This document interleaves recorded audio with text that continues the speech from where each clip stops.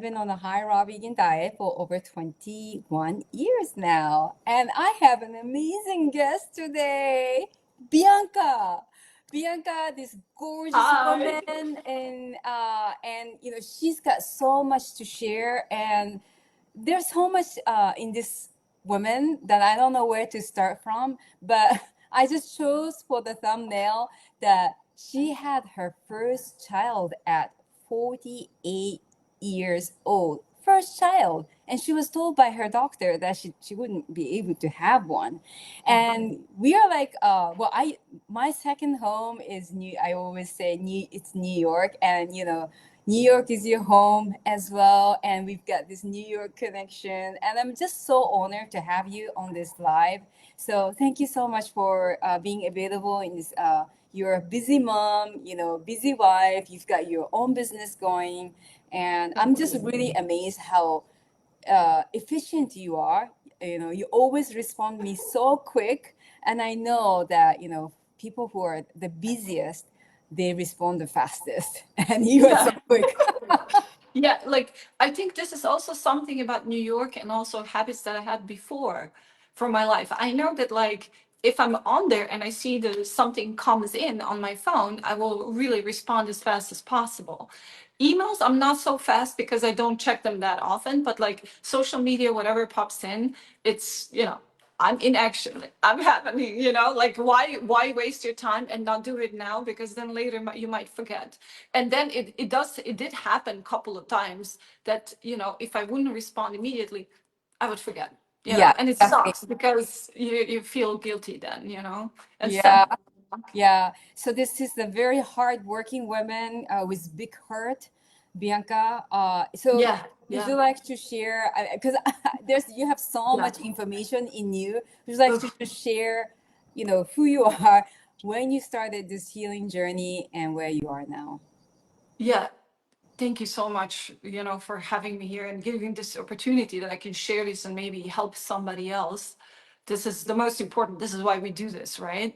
Um, the thing is like it's so much life to live.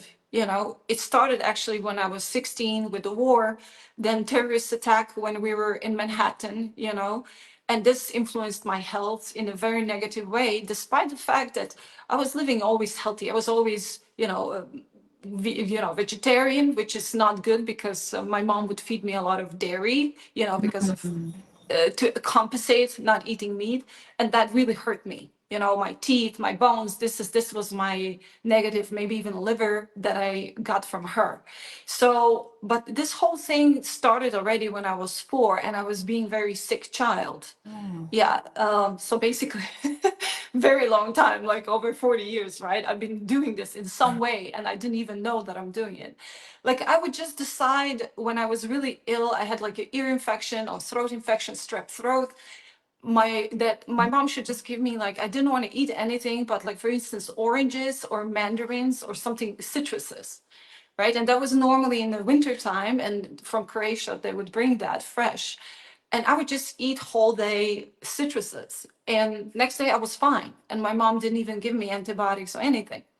But going forward, then the war, I basically moved to Oxford, Melbourne, Amsterdam. I was trying to find my home where to feel safe because I felt so unsafe, and it hurt me so badly, to basically see like a real genocide happening, to your family, to your people. So that really hurt me. Luckily, after 5 years, this stopped, and I moved to Oxford as exchange student. Was a very good student always, a very good academically. In general, I was always loved to study, always loved to go deep into the topics. I still have that, of course, so that's why I'm here, right? Um, and on top of it, I wanted to be first medical student. I wanted to be a doctor, but then I changed my mind because when I came to the information time, just like these people were just so obnoxious. So I then decided to go architecture, but I did study and prepare to enter the medical school. So I have like a lot of education in traditional like medical field as well. And later, after doing my master's, I did like advertising jobs in New York City, as first as just normal designer, and then I became executive, creative director.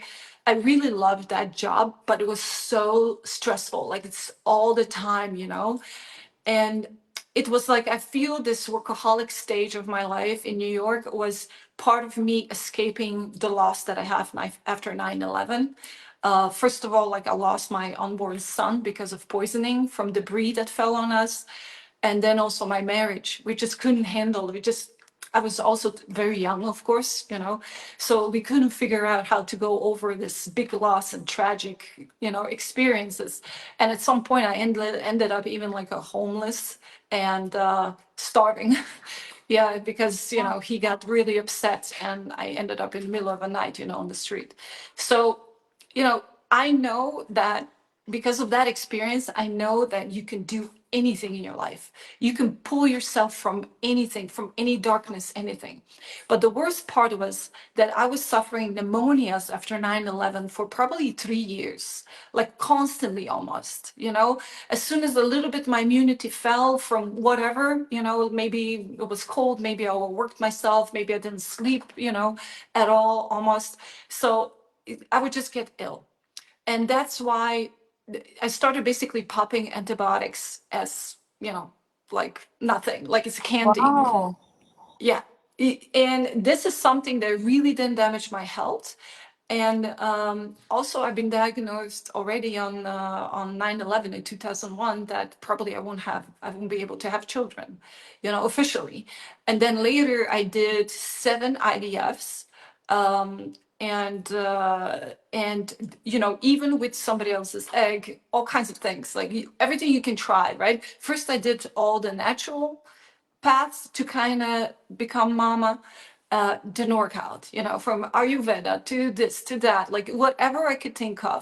And the interesting thing is that in Manhattan, I was mostly raw because my apartment in East Village in the city was right next to the raw vegan restaurant, Quintessence.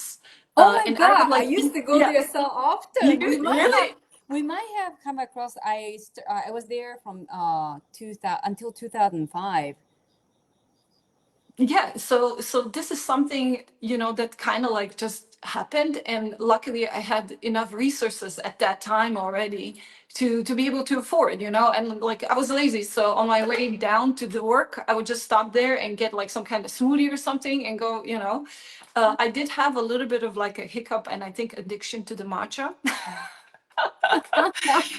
Because I love Japanese culture. I need to admit, the Really? whole Harajuku girls, all that stuff. I love this stuff, Yeah, all the you're like so yeah. characters. Yeah, you're very good in passion. Like you're very passionate. But it's.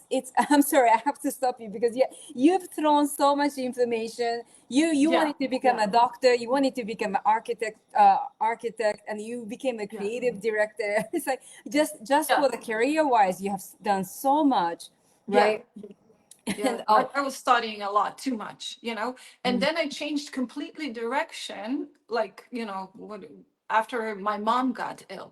My mom got ill about, I think, 12, 13 years ago, something like that now, with diagnosed with third stage colon and ovarian cancer.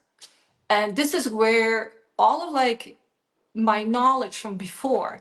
Just to mention, when I was 12 years old, I found, there was no internet and stuff. I found in the what is the bookstore, book about macrobiotics. And I was 12 years old at that time. And Wow. I read that immediately and I wanted to try everything, So I started preparing food like that. And my mom was like, Jesus, she's going crazy, you know? What is she eating? The raw potatoes and cabbage and this and that, like I like sprouts. And, I was experimenting with that. And then later, maybe when I was 18, 19, I got next to the Budapest is a Gerson therapy center. Oh, So I got into that again. Okay. So this was like, I was doing other schooling, I became an architect, became like, I finished my master's in computer arts in Manhattan, all of this stuff. But I also, for instance, in Manhattan did the Reiki, master's studies. I always was interested in that thing. Right. mm. And when you kind of like single and when you're young and you have a little bit more time, for me, it was always study, study, study, find this out, learn about this, and in advertising business, I was working also for a lot for the pharmaceutical companies, and I had to study certain medications, certain vaccines, and certain things. And this is where my like ethical started becoming like it started becoming in a way like it became in a way of what I believe in and what I'm about, and being vegan, right? And all of this stuff is basically came from testing on animals and cruelty. Yeah. And yeah, and I became vegan when I was 16, actually in Oxford, after talking to, I don't know, you're older generation like me, but like young people probably don't know, talking to a singer of Radiohead, Tom York, in just some pub. They were not famous yet, and he told me like, I don't know why this conversation started. I told him that I'm vegetarian, and then explained to me that he is actually vegan. He doesn't eat any animals. And this is first time that I learned about this. And then my friend gave me a book, a diet about New America. Hello, husband. Yeah, that's my husband going to gym. Yeah, say hi. Workout. Yeah, so he also did detox specialist school, and he also been detoxing. He's like all about it. He's plant-based with some hiccups, when he travels with his business. So I'm very proud of him too. Oh, that's so Yeah. So important. Of course. I mean, what else can he do, right? He's with Bianca, so of course. so he must be a Superman too, right? And Yes. he is, for sure. He is. I Mm. must say like I'm so happy to have such partner and to have he's such a good dad. Unbelievable. Unbelievable. Like I never expected, like I sadly did not have dads who would be involved in my growing up. It was all about my mom. So now having somebody who is so involved into raising children, Mm. it's incredible. Love it. And he's Uh, also She's a great mama also. oh, I bet. I know that. listen, he's just gonna pick up something to drink, and I think he's gonna go. Yeah. Is that okay? The no, that's not okay. Yeah, okay. No, okay, forget it. I'll do mine. Yeah, he'll survive. He'll survive. So basically, oh my God, like we're so hot in here. So yeah, that's like a little bit of my life story. Let me actually tap myself a little bit. Um, and yeah, what would you like to know? Because then I can go a little bit more into details about it. The benefits, like to me, after my health basically collapsed, that I gained tons of weight. My thyroid gave up after all these artificial hormones. This is why I got sick, not because of my diet, not because of my lifestyle. I was never into alcohol, never into drugs, nothing, right? Didn't pull me in. Like, I was more into like workaholic, that's my thing that would probably, make me also tired and exhausted a lot and hurt my body. But my main thing was like, these IVS and these antibiotics, one after another.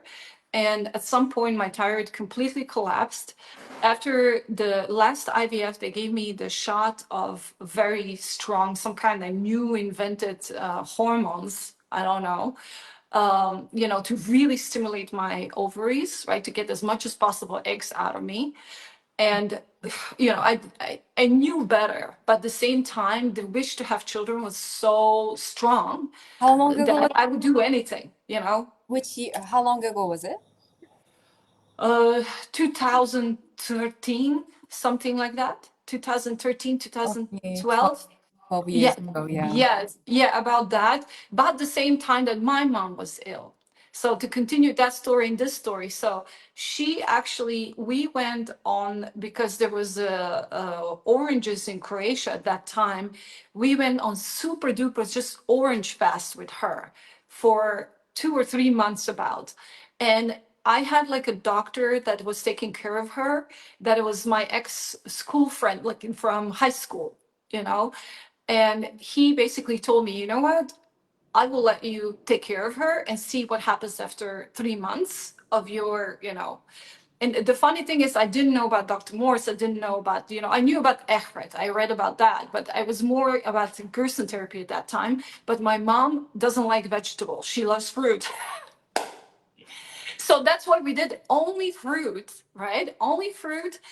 And after 9 months, I mean, we were checking every 3 months her tumor markers, how the cancer is spreading, what's happening in her body with this doctor, right? Who was my ex-school friend from high school. And he said, she's doing better. Just keep on doing what you're doing. After 3 months, Oh, her tumor wow. markers went down. And then after 9 months, the tumor markers were perfect. And she was pretty much healthy. It's incredible. And this is first time that I've seen this happen. But what I didn't know that I can apply this to myself, because I got sick at that time with, these hormonal treatments.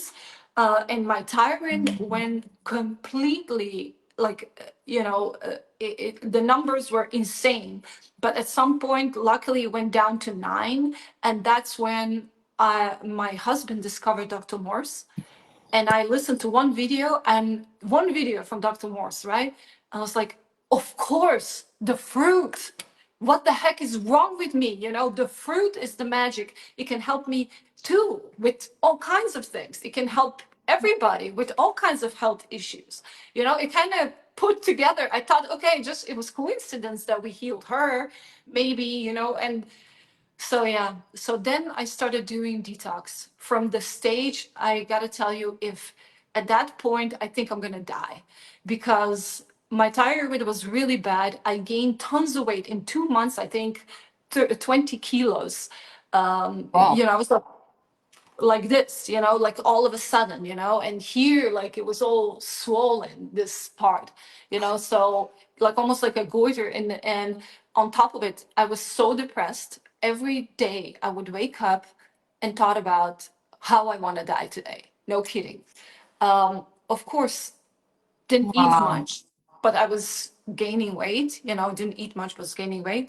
Mm. And so I threw myself directly into this detox, no transitioning. But I didn't do something super crazy, I did like fruit all day and fresh pressed juices to start my day, oranges, because I believed in oranges since I was a child. This memory came back, Yes. yeah. So I would do a lot of fresh pressed orange juice. And of course, because of my mom got healed also, we did a lot of oranges. So this is also Orangehealia, my nickname, Yeah, that's I where it wanted to comes from. ask you this, so I'm so happy that Yeah. you thank This you. is where this obsession with oranges is also happy fruit, because like, I was extremely depressed, super sick, couldn't really walk properly anymore. And I forced myself. My dog would come to me and make me, walk. So we lived in Düsseldorf at that time in Germany, which was like very dark, but I still did it.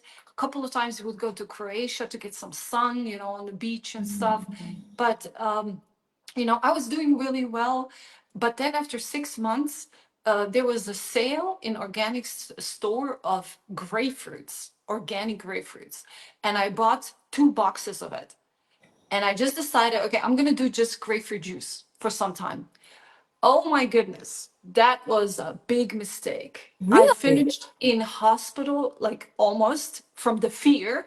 But then my husband said to me, I think you're just having a really strong healing crisis. So I was in bed with 40, 42 almost. It was between 40, 42, which is like degrees Celsius fever, which is, I was like, I couldn't What? stand up, sweating. I was like swimming in my own sweat, so That's so dangerous. 42?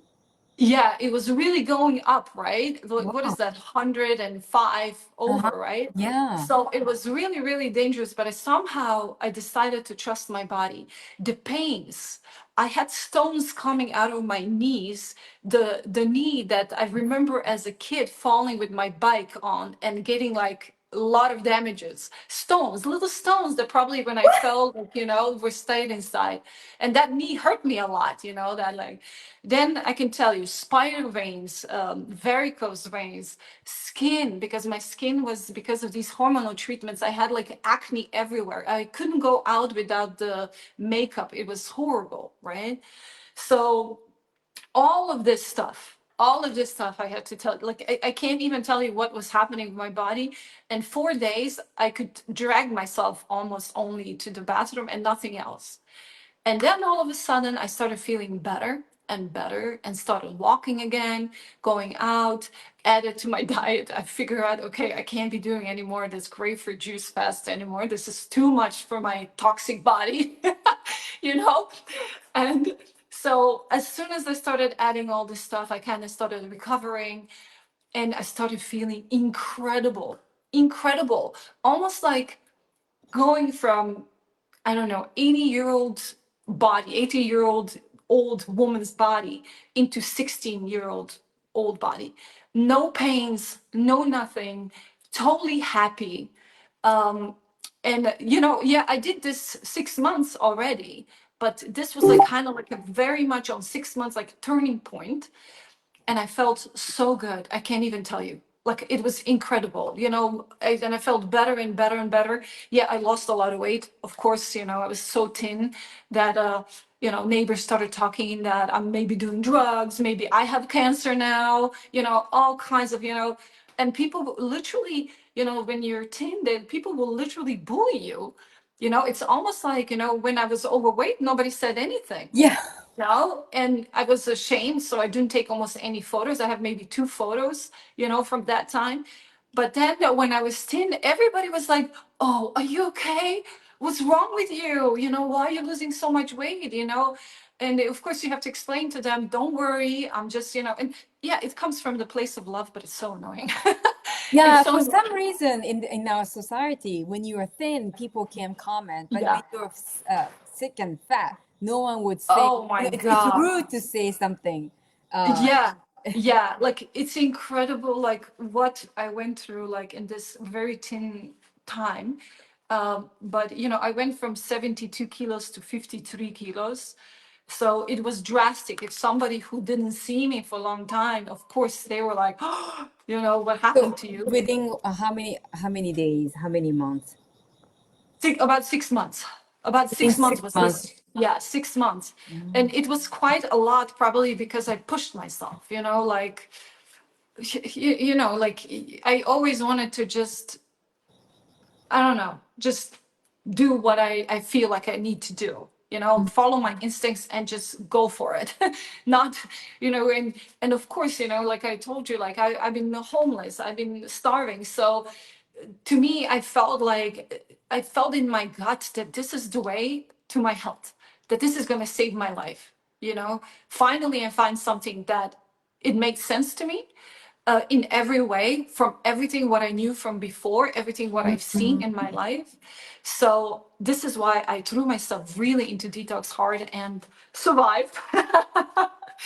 and but at the same time was not that drastic, because then I was doing again, like just fruits throughout the day, salads in the evening, and here and then I would just like do just fruit, when we would go to Croatia and they had this amazing watermelons, so 2 weeks I would just eat watermelons, so this kind Nothing of, but watermelon. nothing but watermelon, yeah, for 2 weeks. 2 weeks. And Wow. then I did, once I did 2 weeks apples, because of the liver, and also what is accessible to me, what I could get from the fruit, like I live next to the Alps. So now we're in Slovenia, so I live next to the Alps, and we still have apartment in Barcelona. But then, one thing that I think really then brought my health to a higher level would be sun, because we moved from Düsseldorf to Barcelona. And every day over there, I would have a lot of plenty of sun, and we lived in a beautiful complex with like pools and waterfalls, incredible, and I felt like I moved to paradise. Amazing fruit, we had like organic local farmers deliver us fruit and vegetables every week, and we lived only mostly from that. Every day I would walk, with the dogs in the forest around, above Barcelona. So really living almost like in a paradise until pandemic started. And then things started changing, so yeah, this was in probably like 2 years into living in Barcelona. I really felt so healthy, like never before in my life, positive, ready to go. And then I thought, why not do 1 month juice fast? I never done that before, right? Hmm. So then with my husband, we both did 1 month juice fast, a little What bit longer, right? juice? Like just fruits or veggies? Just fruits, just fruits. In the evening, sometimes I would have a little bit of like spinach and something more to kind of ground me because I felt like we're flying. Yes. So, yeah. So basically, after that juice fast, I started bleeding, like, period, for 47 days. Oh wow. And I was like, what the heck? What's going on? It was literally that I would, after 3 hours, be in a pool of blood. At night, I had to have like plastic below me. It like I would go to the bathroom and almost like peeing blood. And result of that, like, Huh. I called my gynecologist. Of course, she said, "Oh, you got to come in. We got to put you on some hormones." And I was like, listen, I think this is something, my body's cleansing something. I think I should wait a little bit. And then it actually ended up being 47 days. I didn't bleed out. I was fine. Oh. But I did have anemia. And then I started, like, with the beet juice and kind of tried to fix anemia. Mm. And I think after 2 or 3 months, I fixed it. But then all of a sudden, my period stops, and I'm like, didn't come. I'm like, okay, I wait Oh. another month, no period, another month. And I was like, okay, maybe I'm so clean, I'm not having periods anymore. But then I was like, you know what? I didn't even say to my husband, I'm going to go to gynecologist just to check everything's okay. Like, hopefully I don't have some tumor or something going on. And I come to gynecologist and she puts, like, the ultrasound on, Huh? and all of a sudden it just do, the heartbeat. I Oh my had God. a heart attack, a heart, and then I sent the video of the heartbeats to my husband, who said he literally almost collapsed at work, you know. So we were Wow, what a pregnant. story. And this was about like 3 months pregnant already. And we didn't What? say anybody anything. We waited until 6 months because I was like, oh, I don't know, something can happen. I can get, I can lose the baby, you never know, right? I'm old now, I'm 48 almost now. Like, and that was exactly, I was pregnant from 47 to 48, right? Giving birth at 48. And listen, I mean, it was incredible. Like, I felt so good. I was not sick. My belly was not like huge or anything, right? I thought, like, I just get bloated or something, right? I had no clue what's going on with me. I just felt very good. I was still walking 3 hours in the woods and hiking and swimming and everything.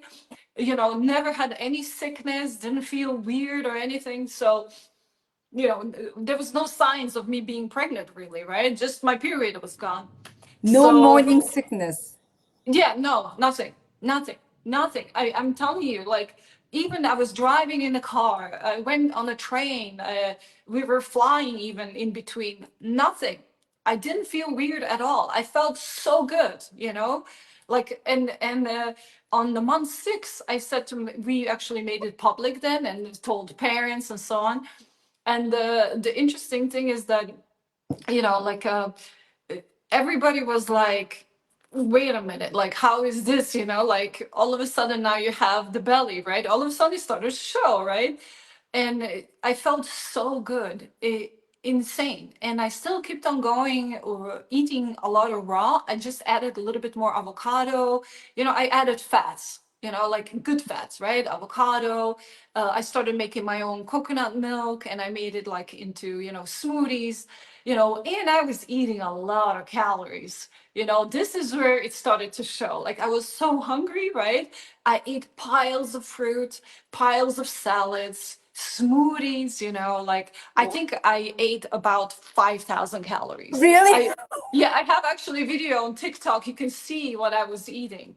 Really, Wow. like, so much calories, so hungry.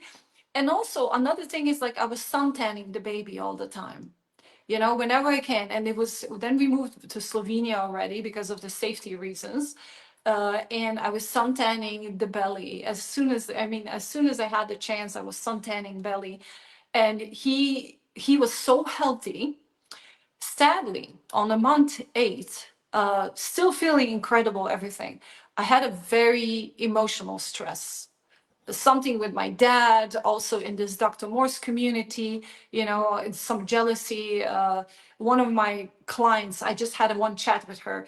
She's officially schizophrenic, and she took herself off the meds against my advice and had an outburst of insanity. I can't tell you, like writing me such hurtful things, reporting to Dr. Morse and Dr. Morse's team. Dr. Morse didn't know anything, but Dr. Morse's team did not come to me and ask me, is this true? Is what's happening? And after that stress, my whole pregnancy started to decline. Like it started to feel Oh really bad. my. I'm very emotionally, like to me, like emotions, and it gets to me. Like I feel that, like, the emotions are the trigger for my illness always. Even physically, physical illness. So this is something that really then got to me. And then, after me being trained, I was training myself and my husband for 6 months to give birth at home in water. All just us with the doula and the midwife. But sadly, it was a rescue mission. All of a sudden, I got contractions, but I didn't open at all, nothing. So they literally had to save our lives. I don't know. I feel that really it was angels watching over us. There was all the time, I remember now, 444. I had this number 4 appearing everywhere. I was in a room 44.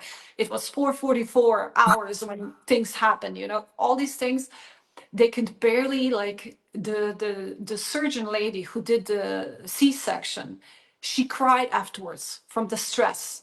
They could barely could He was wrapped inside of me, uh, with the umbilical cord 9 times Oh, around his neck, strangle. Oh around my his God. arm.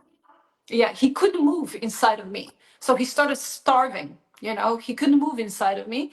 So then they basically cut me a little bit more than they should, so recovery, luckily we know how to recover. So that was good part, that I knew how to recover from C-section pretty well. And I didn't give up on breastfeeding. I was like, I'm going to breastfeed. I'm going to breastfeed. I'm going to breastfeed, And he couldn't, because he was so weak. He couldn't suck, he couldn't suck. So then after 3 days, I had this mastitis. Luckily, the fruit helped again, and sun tanning, my breast, because it was also the sun. And then he started slowly sucking. And then by month 1.5, 2 months, we were all about breastfeeding, and life was paradise. you So you know okay? So you had a C-section at 9 months or 8 months? yeah, it was 10 days before the due date. you know Okay. yeah, 10 days before the. And I have to tell you, at first I was like, oh, I'm just having, like, digestive issues. I didn't realize that I have that I'm going into labor. But basically I was not going into labor. My body just tried to squeeze him out, but I was close. So it was just like, in nature, honestly, we would probably die, both of us, right? Oh Because how my do God. you gonna deliver the baby that you cannot push out, right? Yeah, And you 9 times strangled around his neck. Yeah, he was really trapped in there. I mean, he was probably a very active baby. Knowing him now, Mhm. he's athlete of another world. This kid, it's just, I can't tell you. Like, he's, first of all, he's extremely healthy. Mm, that's He good. does get plant-based meals. In the kindergarten, we had to, sign everything for that, sign our lives away. Luckily, there's more vegan kids in the Nice. kindergarten. So, but like, I don't let him, like, oh, don't eat that. I don't freak him out. I let him try something, and he naturally chooses good things. He has a very high developed taste for fruit. So if it's like tons of candy available, and I don't know, and real cheese or whatever, what other kids, for instance, eat outside when we hang out with other kids, he will naturally go after fruit. He doesn't even care about, the other stuff, right? Or he tries it and then he spits it out and he goes after fruit. It's unbelievable, like Mm, how that stayed with him. And hopefully he doesn't know any, I didn't explain to him yet about suffering of animals or anything like that, which is my reason why I'm, vegan, and why I don't wear any leather or anything, like like for already for 30 years, right, almost. Yeah, So thank you so much for being vegan yeah, and voice yeah. for Thank you. I mean, it's been rough. It's been rough in between, as you know, because people just don't understand, and society is not made that way, and they feel we're like weird, while we're totally not. We're totally normal people who just care about the animals, and we adjusted our lifestyle to that, as you know. Was your But husband vegan when you guys met? no, no, not at all. But he let me take him to Angelica's kitchen for a first date. I Oh, don't know if you know, that's one of the first vegan restaurants in New York uh-huh. City. It was Yeah, not that it far wasn't from it my home. macrobiotic Yeah, based? no, it was not, but they had very healthy choices, very healthy Mm, yeah, I plant-based. do remember. And then the second date we had, was quintessence. Ah. I think he told me he had diarrhea afterwards later. But he did it, he did it. He went with me. He was very open-minded, and one thing, his mom is from Indonesia, and she Oh, rescues wow. dogs. And I knew that if I make this connection, because he's already compassionate to animals that way, his mom taught him that and also, Indonesian people don't use a lot of dairy or meat or anything, right? So he was already a good candidate. I knew immediately, I was smart like that. So yeah, so he's plant-based, but for instance, now he eats a lot of nuts and seeds because he's training. As you saw him before, he was running to the gym. He has 1 hour. He goes 3 times a week to the gym and has fantastic body, But he added nuts and seeds and all this stuff to kind of bulk up, to have some muscle. And I was like, okay, like, of course, right? But he still eats tons of fruit. Starts his day with the fruit. But you know how it is, like when you're like on the business trip, Mhm. and sometimes it happens he has to eat whatever. So he has to eat some salads that maybe have inside, oils, or he can complicate, and he's this kind of person that likes to please people as well, and so he doesn't, he just does whatever he's best. Mhm. Um, and yeah, we live in the real world, and the real world is sadly not yet on the vibrational or compassion level as we Mhm. want it to be, right? I'm trying. I'm telling you, I'm trying and trying and trying, and Yeah. hopefully, yeah. I was hoping when I went vegan to see a really vegan world, right? Mhm. Um, and sadly, now I understand that probably won't happen, but. Yeah. And to me, it's just like, okay, like it's not even like, cut everything from animals. I just would love to see people eating less animal products, save some lives, same, help their health. Because this is, I feel, the base, right? Because of the energy. I Mhm. look at the food as an energy, and I feel that the most compassionate diet you can have is basically fruitarian. Mhm. And yes, it's not realistic. We kind of do our best, but like living in Alps, I will have to live in somewhere in tropics. Like a lot of people that you see, these Instagram influencers or on YouTubers, you see they live in these paradises, like with so much fruit, and they can plant everything. Mhm. I do my best. I plant a lot of food as well. We have like a lot of berries. We have I plant a lot of herbs, stuff like that you can use. Nice. Yeah. And Yeah. you So are you based in Slovenia? You think that that's your yeah. home now? Yeah, yeah. We're gonna stay in Slovenia because it's still one of the safest countries in the European Union. I really love Europe, right? I tried living and I checked out Australia, and I felt like a little bit too isolated for me. And my husband is from Boston, so of course, US is always an option, and I love America. I love, you see, like before I came to New York, I was always, oh, I had this really mean prejudgmental thing. Oh, Americans are all fat and they're all stupid. Like this, most Europeans like do. until they go there. And then you see, especially in New York City, I've met the smartest, kindest people, like, the variety of people. And meeting, I don't know if maybe the good souls came in my way. I had a lot of good people come my way in New York, and I appreciate every minute of living there. Yeah, Um, I feel the same. My time in yeah, New York and this. yeah, it was intense, but it was really perfect for me at that time. Like, I don't think anywhere else you could go from being homeless to being a millionaire. Over there, you could do it. Mhm. I'm living proof of that, right? Mhm. So this is something that I would say, that it's very, and I'm not talking about only this materialistic stuff. I'm talking about, like, I went to the Buddhist temple. I discovered Reiki. I discovered raw veganism, right? I was eating already then raw a lot. So many interesting things. People that were knowledgeable, also for my profession. Like, I was obsessed with Steve Jobs. Like, I had a crush on him almost.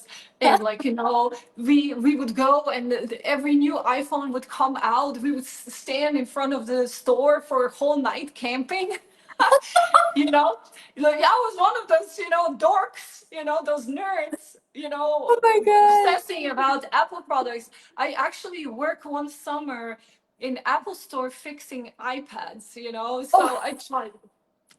I'm not gonna even go there. I tried everything, I could, just to see, what I'm able to do, what I can do. And it was a lot of fun. Living there was a lot of fun. All the parties, all the hard work. Like, Mm. extremes. You work for 16 hours, and then you have 3 hours to sleep, and you go instead outside, and then whole week I wouldn't sleep. It's just work and party, work and party. Yeah, This is but one of the, good connection with you. Like this is our first time. We've been yeah, messaging back and forth before, but this is the first time, and always felt some kind of connection. And to me, like New York I would not wish to go back there anymore. I could yeah, when I was same. there, yeah, but that time that I spent was perfect. Just like you said, like exactly what you said is what I have experienced as well, and it was just every single moment was just so precious, so intense, but so precious. Correct. And that I think we have this connection, and I think we are the same age. So you Yeah. are you turning 51 this year, or 74. 74. I was and born. which Yeah. when were you born? Which month? April 28th. So you're 51 this year. Yeah, yeah, yeah, Ah, yeah. Okay, so yeah. I'm born in November, so soon I'll be turning 51. So we are All right. Yeah, we're then the same generation, same. It's yeah, interesting. Finally yeah. experience similar things in life. Yeah, Yeah, and so that's so cool. you were born in the year of tiger, right? In the Chinese Correct. Yeah. calendar. So I feel I'm a little tiger. There's a little tiger running inside my body, and just like sometimes. yeah, I love it. Love it. But Yeah, okay, yeah. so going back to this, you had a first child at 48 years old, and you said that you knew how to heal, but with the cesarean section, which is very hard. Yeah, What I heard is, yeah. and how are so it has been 4 years, right, since you Yeah, 3 years, 3 years now, three okay, years, a little bit over. yeah. Honestly, it took a toll on me. My health did, it took a toll on me. I can tell you that. How I see this, that it took very slow. I lost all that extra weight that I have, and I didn't have a lot, right? I think 16 kilos. So it was slow process. Also, in between, it was really good until month 9, and then somehow I started kind of feeling worn out, a Mm, little bit more than before. And another factor was, here we moved in between. I had to clean the whole house. It's in Slovenia. It's not like, for instance, Barcelona, that you can just hire somebody that helps you all day long. With the baby and cleaning and cooking and everything, and whatever you have to do. Even if we don't do almost any cooking. But it was just too much. It was too much. And then I got pneumonia, at some point. I think it's just from exhaustion. And also, I had again some disappointment in my life, big disappointment. I felt that my dad is not helping me how he could. And it really hurt me. Again, he let me down as he did when I was a child, when he was traveling and working and, whatever. So I had some disappointment, and that kind of triggered again this immunity drop, and was also very long, wet winter, very cold and wet and snow. And so there was another, it was other factors. So everything combined, I had all of a sudden pneumonia, and I haven't had it since 2002, right? Um, Oh, and then I knew what to do. Luckily, I was drinking 2 weeks only orange juice and pineapple juice. Luckily, I could get good, decent pineapples. So I was just drinking this juice, and there was a little bit sun here and then popping in. Like it's almost like universe was helping me, you know. And after 2 weeks, I was fine, mm. but they wanted to keep me in hospital. It was really bad. They wanted to keep me in the hospital. They wanted to give me antibiotics, all this stuff. So You're you stayed in exhausted. hospital for how many days? Oh, I didn't go in. Oh, you I didn't. signed that I don't want to go. I signed in that I don't want to go, that I'm taking responsibility for my own health. And I went home, and I prayed that again, that I did the right thing, that I'm going to be okay. And I How, was okay. I'm gonna Yeah. stop you because Yeah. this has happened to me in a different sickness. But how did your husband react to that? What was he? I mean, he must have been so worried, right? Did he wanted you Yeah. to be hospitalized? Listen, the thing is, he felt probably guilty a little bit because, he was focusing already now. I mean, his job is very demanding. He Mm. travels a lot. And on top of it, when he's at home, he's really working. It's just, I'm alone. But now since then, we decided that he will take him to kindergarten, because I was also working at night. I started working and everything that was additional. And because it's mostly Americans, I work at night a lot, right? So then we decided that I can sleep a little bit longer, and he will take him to kindergarten and give him juice and fruit. So I always prepare all the clothes for him before I go to sleep, and I prepare the juicer and the fruit and everything. So, and then he feeds him in the morning, and takes him to kindergarten. And that actually helped me Mm. then get a little bit more time to rest and to have for myself a little bit, right? Mm. And also, he started kindergarten, right? Because I wanted to have him at home until he's 3 years old, just take care of him Mm. myself. And, but honestly, I just felt guilty at some point because, I don't have mom around, I don't have dad around, there away. His family is in Boston, mine is like far away. So it was, because we moved here, there's not a lot of friends, there was no help. I couldn't Yeah. hire people to help me really in the beginning because I couldn't find anybody. Mm. It's a little bit different system than in New York, where you can get anything anytime. Mm. So it was just really me by myself with a baby, whole house, 2 dogs. So you can just imagine, and trying to work and help others on top of it. So it was very exhausting. And then with him, taking care of him in the morning, and kind of he pitches in also on weekends a little bit more, then it's good. I could recover faster, and I started, I got out of this exhaustion time. Um, Mhm. but it's interesting because when I was 8 months pregnant, I said, "Oh, if this is like this, I could have 10 kids, no problem. I can keep going." Yeah, and then life But happens, then right? because of this postpartum, right, and post what was happening afterwards, I just knew, okay, this is a little bit different ball game, you know. Mm. And we were thinking about having another one, but honestly, just too much. It's just I don't know. I'm just too tired, If it Mm. happens, it happens. But I'm keeping him in the other room. He has to sleep in the guest room most. And he's traveling a lot, so like so it's like, yeah, this is the problem, because like he does travel a lot, 1 to 2 weeks per month, right? So it's basically half of our life he's Oh, traveling, more or wow. less.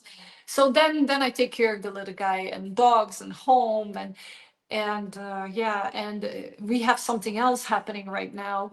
My dad had a stroke, and he lives away, so I have to take care of another home and him a little bit more. And we were actually over there in my parents' home, because I don't know, like my mom, after healing her during the pandemics, she left us in 2021. Mm, And I honestly thought that her cancer came back. But after autopsy, it was actually she had 3 strokes and one heart attack that took her to the other side. mm, So you can just imagine, this was another thing that broke me to pieces. My mom was my everything. She was like my sister, because I'm a single child. She couldn't have other children, mm. so she lost two boys.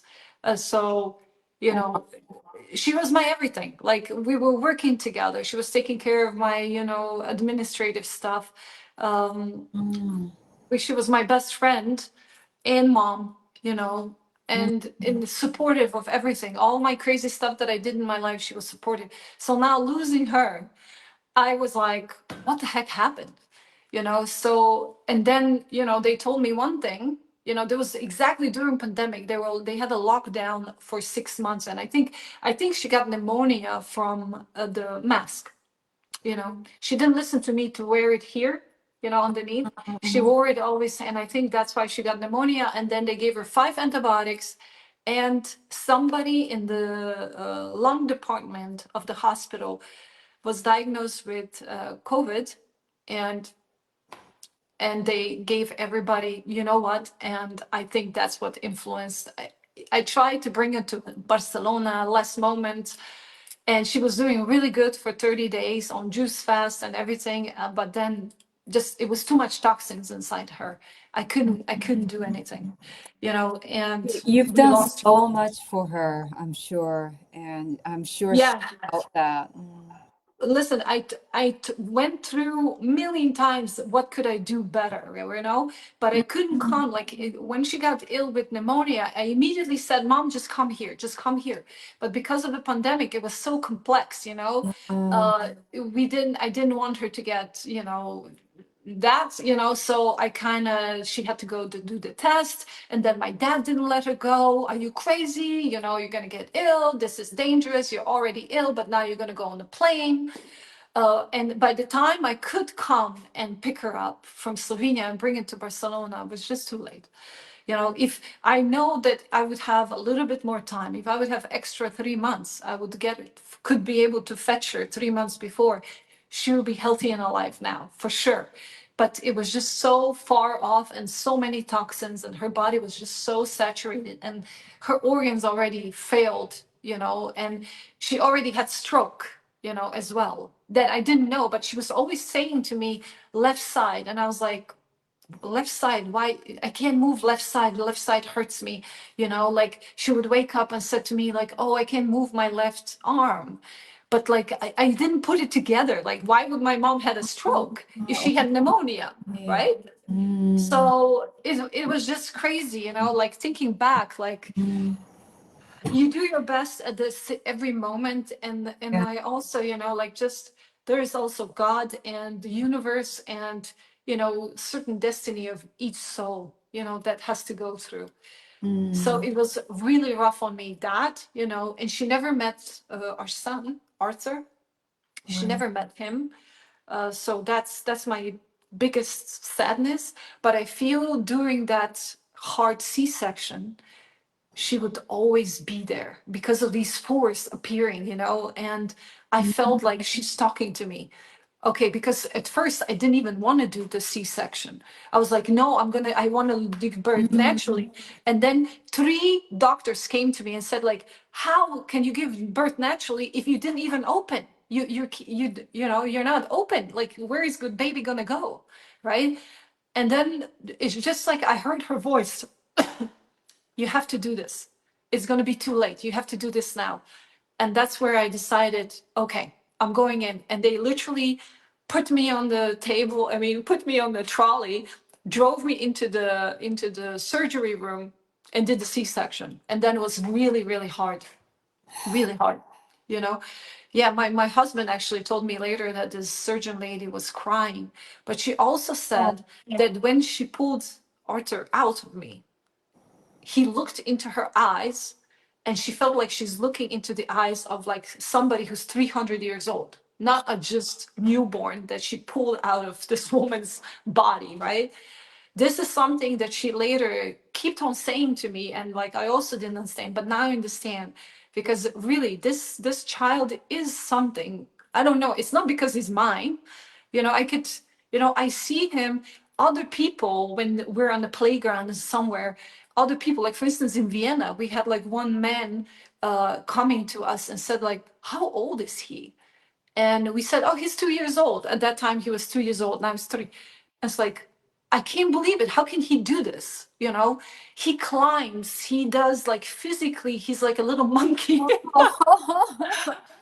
oh, said all these bananas that I ate, you know. Really, we actually just signed him into gymnastics with one of the Olympic winners here in Slovenia, because he said, like, you have to put him, like, he's going to be privately trained, and because he's just so unbelievably athletically able.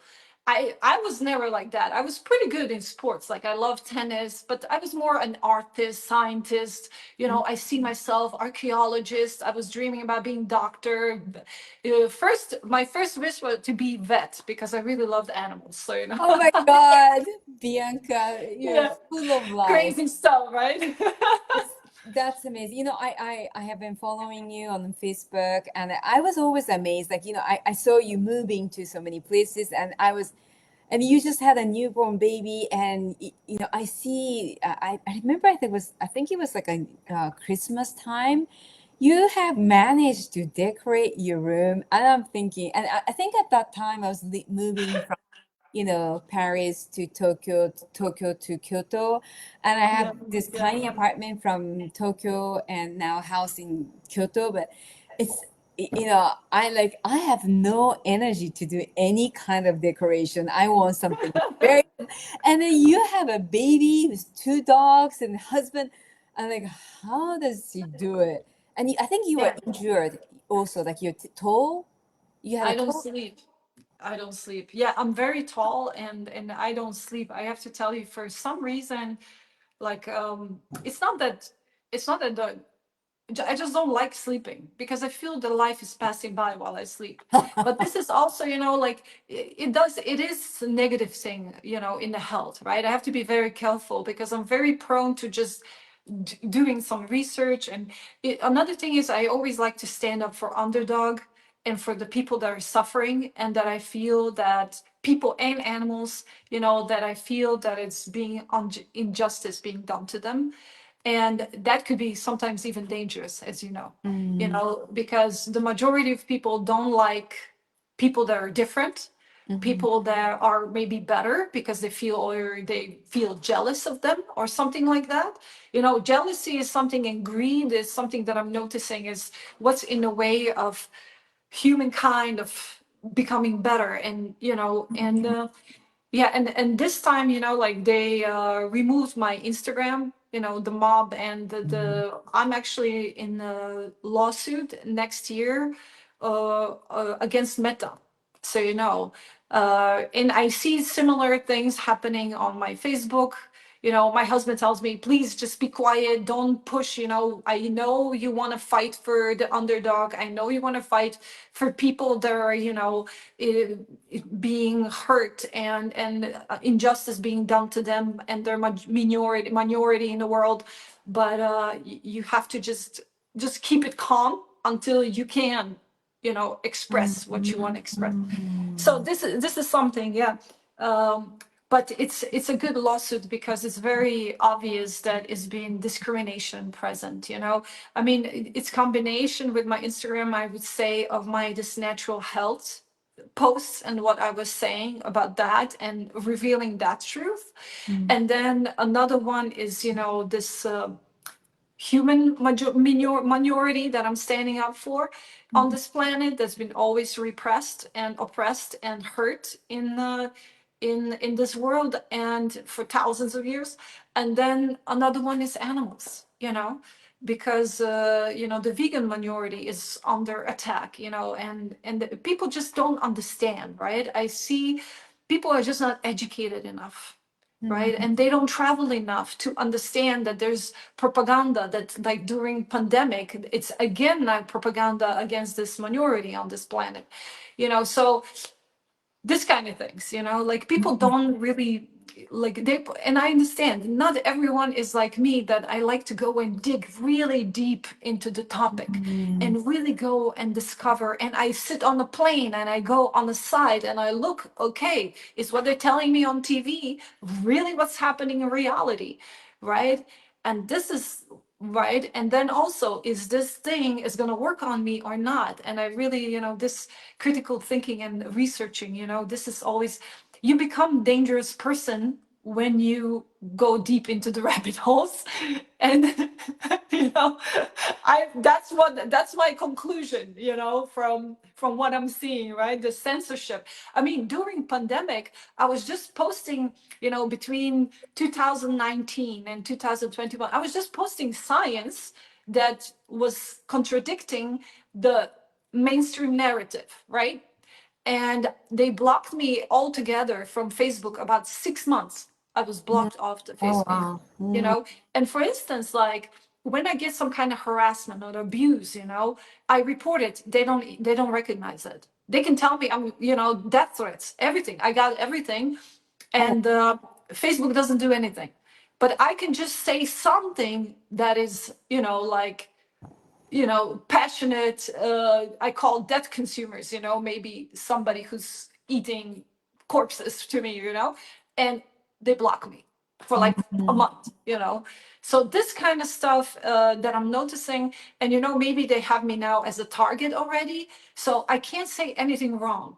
I have to be always careful what I write, what I say. I can't hurt anybody's feelings.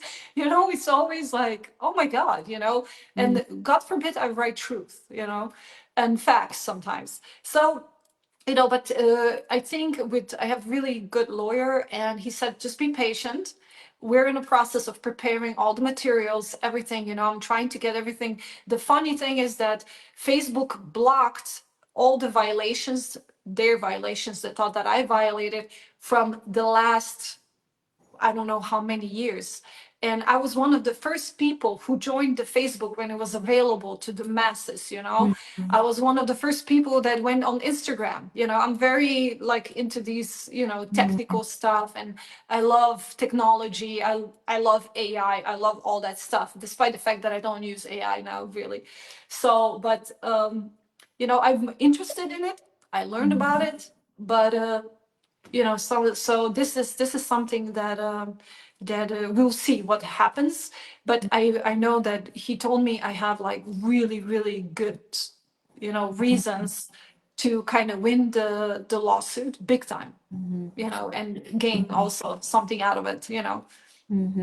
It's incredible how much energy you have because, I mean, just being a mom and husband, I mean, you have a husband and you've got two kids, two I dogs. clean my own house every week for 6 hours.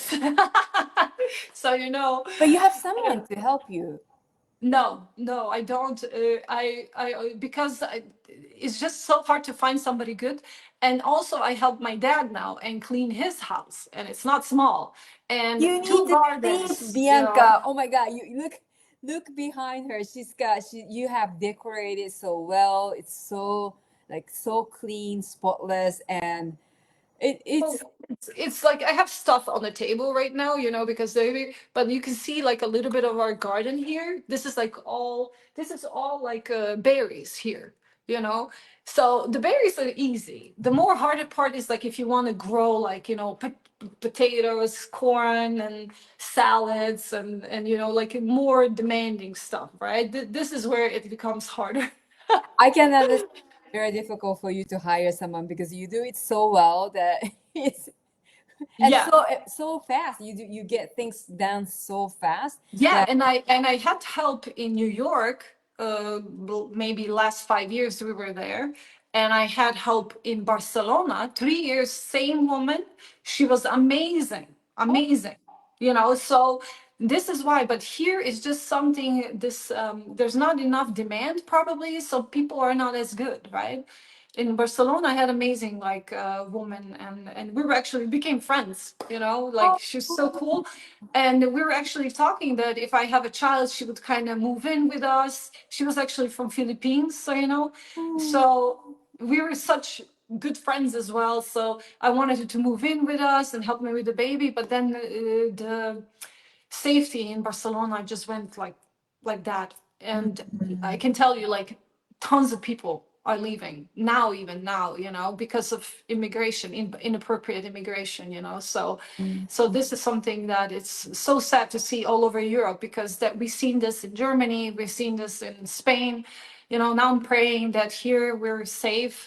um but still, like, I went to, like, Poland, Hungary, Slovakia, Croatia, Czech Republic. These are nice, now the safest places in Europe, and hopefully, things start. I see Sweden working on it, Germany working on it, reversing the mistakes they made, so hopefully this will sort out. yeah, the And safety is so important. I mean, that's the reason that I'm back in Japan. And yeah, you yeah. cannot, yeah, replace safety with anything else. So, Listen, when my boy grows up a little bit, I want to go to Japan with oh him. So, yes, and you're gonna be like, I'm gonna bother you. Like, this is you my gotta tell us where to go. Come and join us. Come with us. oh my You God, it'll know. be so much fun. Yeah, Yeah. yeah. I'm Even waiting for him to grow up a little bit so he can actually realize, and then I would love to travel with him if we can. If the husband might come along or not, I don't know. We'll see how he's busy or not. But well, I he might be definitely want to. interested in like exchange students. I don't know. We have quite Yes, good absolutely. universities. Absolutely. Listen, absolutely. Like, I want him to be a worldly person, and to be open-minded and Mm, kind and compassionate, and mm. be a little bit like his mama, despite the fact that he is a lot like his dad. Like, he's like a light version of my husband, like a mini Oh, husband, but with my colors. oh my Yeah, God. and one lady who hasn't seen him, like, he's 3 years old now, and she knows my mom. She told me his smile and is exactly like my mom's smile. Like, this part of his, Oh, wow. she said, like, I can't believe it. It's almost like looking at Marinka. My mom is Marinka's name, Maria, Mary. So basically, like, it's Oh, almost as looking at her when he smiles. The same smile. So this is really nice to hear, and that's so beautiful. yeah, Uh, yeah. So this is really, like, I hope he has this strength that she had. She was mm, also, like, I almost feel like she was a single mom with me, but despite the fact my dad was around on weekends and occasionally and stuff, I really feel that she was the one who was pitching in everything, mm. and also had, like, a full-time job taking care of the home. Wow, We just had like you. cats at the time. Yeah. Yeah, so Wow. very hardworking woman for sure, and Yes. successful as well. So As well. yeah, you have learned so much from her. I Yeah, can see. It's been over 1 hour. It went so quick. I just wanted. I want to again thank you and appreciate your thank time you. because you have zillions of things to do, and I'm so glad that you have so much energy. You've got so much going on, but you still have more energy to give, and the world needs someone like you. So you do some consult. Like I just wanted to maybe you can end off with what you do as Yeah, a service. you know what? I consult people, basically nutrition, iridology, emotional support. To me, it's like, if somebody really feels down, I can lift them up. That's, Mm. you know, especially if they give me opportunity, right? And if they're open to it. Of course, you cannot convince anybody, you know, you have to take responsibility for your own health, for your own body, for your own life, right? This is very important. But if the person decides on that, I can really give them that boost, you know, that boost that they need to really then succeed on their healing path, or I don't know, like even career. Like a lot of people report me that I helped them with even with career, you know, that gave them that little boost, that they more motivated and more focused, you know, and so on. But I think it comes, it's very like all in connected, right? Everything is connected. Energy, you know, if you eat energy, you're gonna be energy, right? If you like give positive, it's gonna come back positive. So this stuff. And you know, like of course, you know, when you're such a light, you know, when you try to do so much good on this planet, the dark forces will drag you. I have that, you know, I have people that, you know, try to take me down and so on. Fine, you know, I'm ready, you know. um so that's why I constantly try and fight for the good, and try and, you know, and try and do my best to kind of still keep on going with the positive and so on. So yeah, like, so I also do like a written protocols, and or just, you know, whatever, if somebody needs just to talk to somebody, you know, about this whole journey, to just give like that basics, you know, to confirm what they know already, right? I'm all about it, you know. I'm here to help, you That's know. great. Yeah, I have linked the Facebook page, Orangehealia, and feel Yeah, free yeah, to yeah, yeah. with Bianca. That's great. Yeah. Yeah. Yeah, the Facebook page, like on TikTok, like, you know, I'm active, but you know, I was very much active on Instagram and had quite some followers there. So it was sad, you know, when you lose it because of the mob attack. But at the same time, you know, it's, I haven't lost anything. I feel this is now opportunity to really come back with a million times more power, you know. I can't start a new profile or anything. um but I'll wait, you know, until next year when we win the lawsuit. Then I'm going to start a new profile, and I'm sure, you know, it's going to be no problem to build up again great audience, and a lot of people who want to, you know, who see a, you know, help in listening what I have to say, or posting what I have to say, of course, you know. Yeah, I do like also with addictions, I'm pretty good because of uh, I did suffer for a while anorexia in my life, very short time. It was not intense or anything, but I know now, looking at a lot of people that I meet, you know, suffering from that, or bulimia or anything like that. I'm really good also with eating disorders, or just somebody who's like overeating, how to help them, you know, change these habits, because it's basically habits and, you know, addiction that they have to the certain behavior, right? So also this positive thinking, you know, like you really have to like it's hard to explain to people, but you, there's not even one thing that will fix your health, right? It's a wholesome process. So you have to go, I have like about 6 things that I touch base on. So diet, of course, is important. Mindset, movement, you know, sun exposure and how much sun you get, light, right? Life, energy. And then of course environment, that we change the environment, and environment could be also toxic people in your life, right? And then of course it's this with mindset is also of course the emotional health, right? And you have to go through all of these, you know, and then maybe add a little bit of herbs if needed, you know. And I also have also tendency about the balance, you know, not to do too much extremes, but kind of balance out everything, right? Because if you're doing extremes too fast, you're gonna end up like me, right? It hit me really hard. And for my mistakes, you know, then I explain to people, well, if you want to do and dive into the intense, you know, detox, I'm all for it. I'll be here for you. I'll hold your hand, you know, but you can do it also a little bit smarter way, That's right? fantastic.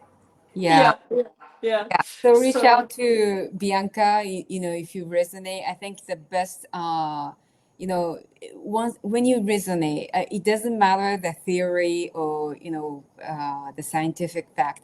I always encourage people to connect with who they resonate with, right? Because Yeah. that the energy level has to match, you know. Yeah, true, true. So yeah, thank you so much, Bianca, again for You're I incredible. oh my God. Everything you do, I have to tell you that you do these interviews so often. I was like, when do you have time for this? But at the same time, I wanted to do this with you because of you. So, you know, because you're Oh, this beautiful person and working so hard. I've noticed, by the way. Love your posts from nature and like where you live is like gorgeous, gorgeous. And I really want to visit you. yeah. Maybe some of I the don't know. selfish motivation. Yeah, I don't know if I'm a tour guide here as well. So the high season is gonna pick up, so I won't be posting so much, videos and all that. But yeah, I'll be well seasoned when you are ready to come to Japan.